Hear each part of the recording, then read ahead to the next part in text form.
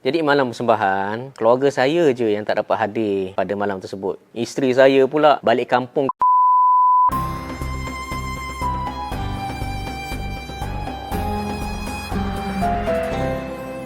Jadi masa rehearsal pun memang saya dah mengalami rasa nak menguasai stage, rasa nak pergi kanan, nak pergi kiri.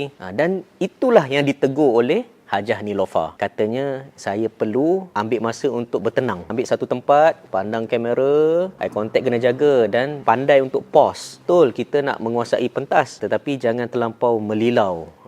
Itu pengajaran yang saya dapatlah pada malam persembahan tersebut. Dan ketika rehearsal pun saya dah perasan dah. Tapi ketika buat persembahan tu memang dia autopilot. Badan jadi autopilot, saya nak beritahu sebelah sini, saya nak beritahu sebelah sini. Itu saya punya perasaan masa tu. Jadi sebab tu yang menyebabkan keadaan body language saya lah yang nampak tidak tenang. Terima kasih kepada Ketua Juri Datuk Ustaz Kazim Ilyas, Juri kedua Dr. Kamilin Jamilin, Hajah Niloufar yang komen. Kebetulan sampai giliran dia untuk komen tentang saya punya persembahan dan saya ambil banyak input daripada komen-komen para juri dan insya-Allah saya akan melakukan yang lebih baik untuk minggu kedua sampai final kita buat.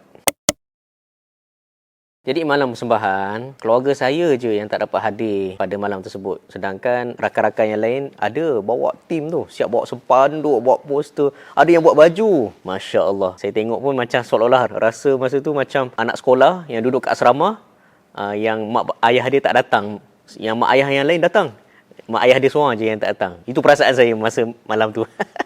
Kelakar juga bila fikir, macam kat asrama pula rasa ni. Jadi sebab mak ayah saya, anak saya ada di Terengganu, ada hal yang tak dapat dielakkan. Isteri saya pula balik kampung kat Kemboja, ada hal kat situ juga, balik tahun depan. Jadi tak apa, saya ambil ni sebagai semangat. Walaupun tiada kehadiran fizikal daripada keluarga, tapi doa mereka saya pasti sampai kepada saya. Lagi-lagi mak ayah saya yang tengah musafir pergi Terengganu, itu doa musafir lebih mustajab insya-Allah. Itu yang saya percaya yang dapat memberi kekuatan pada saya malam tersebut. Jangan lupa follow saya rapat-rapat. Muallim Muda Izzat, akhirat tujuan utama.